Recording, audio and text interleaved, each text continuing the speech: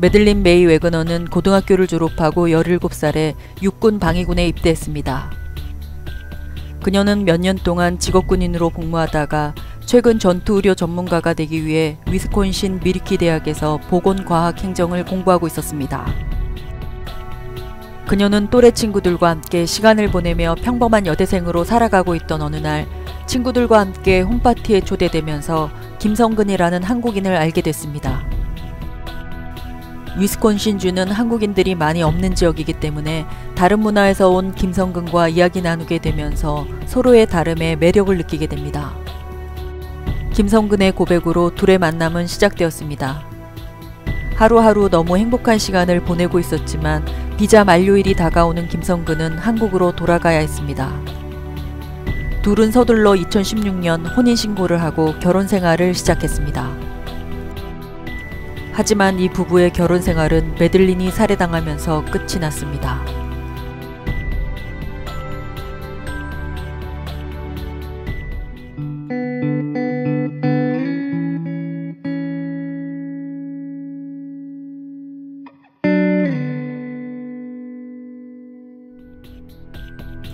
매들린은 위스콘신주 블루필드에서 거주하고 있는데 요즘 미네소타에 계신 어머니와 자주 통화하고 있습니다.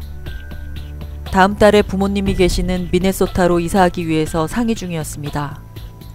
2년 전에 결혼한 그녀는 현재 남편과 이혼 진행 중이며 매들린은 남편이 무서워 일상생활이 불가능할 정도였습니다. 부모님은 하루라도 빨리 미네소타 본가로 이사 오기를 원하셨습니다.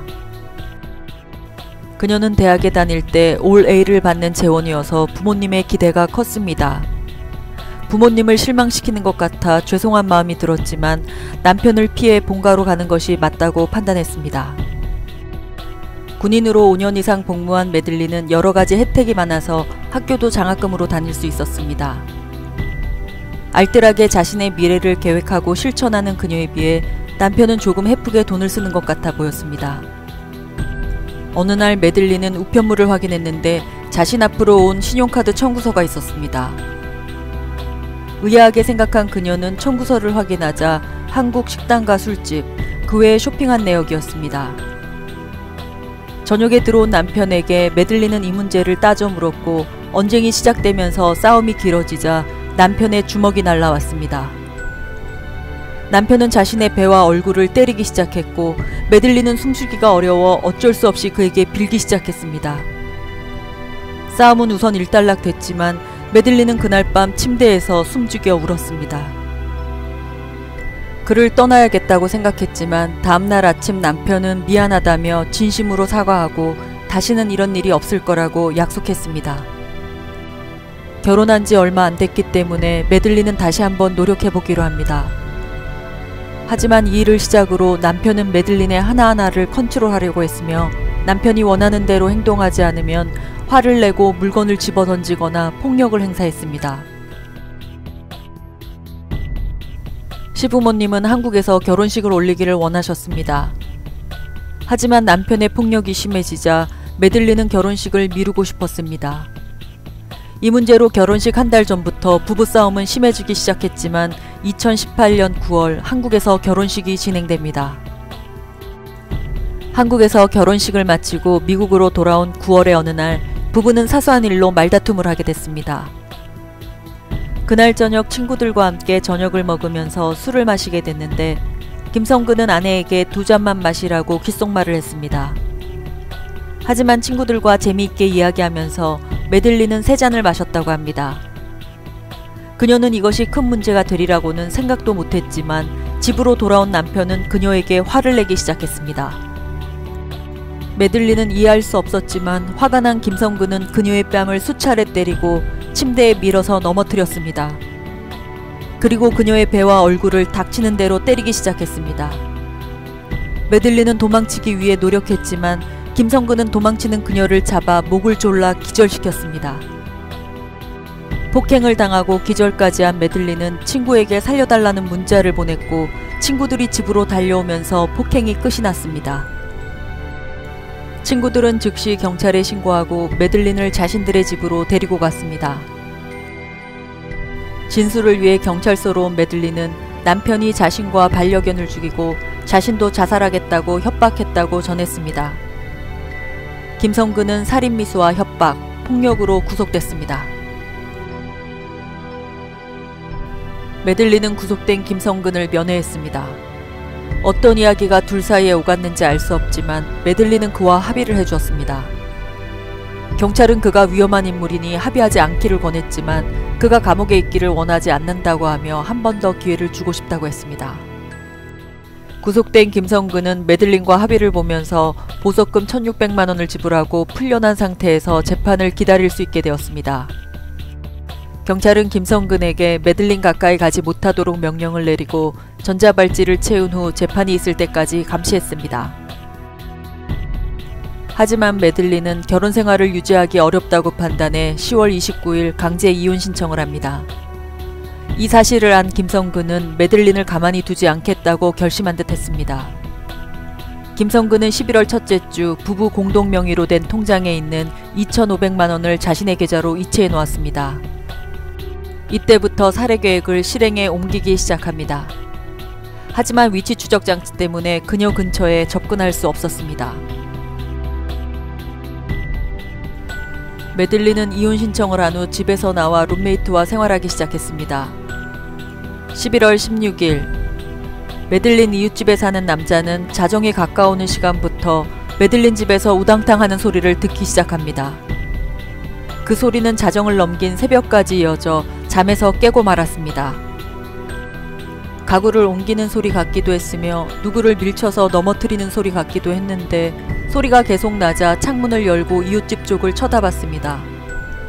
주말이면 메들린 룸메이트는 본가에 가서 생활했고 메들린도 혼자 있는 걸 무서워해 친구네 집으로 가기 때문에 이상한 기분이 들었습니다. 창문으로 보니 옆집에는 토요타 검은색 SUV가 세워져 있었습니다. 못 보던 차량이라서 의아하게 생각했지만 소리가 멈춰 다시 잠들었습니다.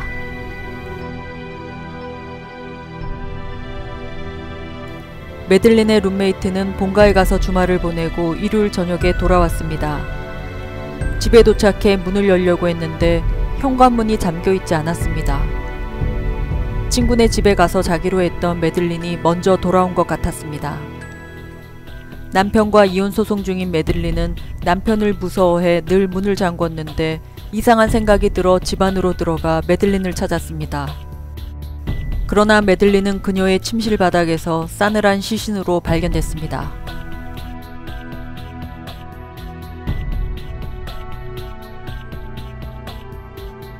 사건 현장에 도착한 경찰은 메들린의 룸메이트가 목요일 저녁 그녀를 마지막으로 봤기 때문에 목요일 저녁부터 일요일 저녁 사이에 살해된 것으로 추측했습니다. 룸메이트에게 누가 메들린에게 이렇게 한 것 같냐고 물었을 때 룸메이트는 이혼 진행 중인 남편 김성근 같다고 진술했습니다. 경찰은 우선 메들린의 핸드폰을 찾았으나 집안에 그녀의 핸드폰이 없었습니다. 메들린은 핸드폰을 늘 가지고 다니기 때문에 법인이 가지고 달아난 것으로 보였습니다. 우선 경찰은 김성근의 GPS로 그의 위치를 확인했는데 그는 자신의 집 근처에 있었습니다.